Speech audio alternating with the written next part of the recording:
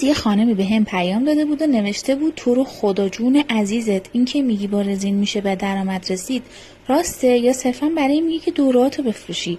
خیلی برام عجیب بود که چرا اینقدر جدی داره قسم میده. بهش گفتم آره عزیزم جدی میگم، چطور مگه؟ گفت که دورای دیگر رو مثل شمعسازی و سنگ مصنوعی شرکت کرد ولی نتونستم ازش به درآمد برسم و سود سفارشی که میگرفتم خیلی کم بود.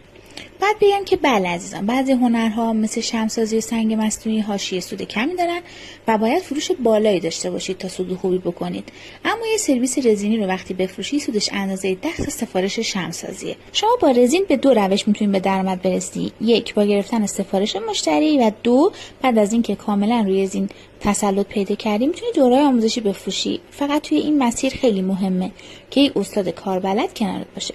اگه میخوای تو هم یکی از هنرجوهای من باشی، همین الان بهم پیام بده و کلمه رزین رو برام کامنت کن.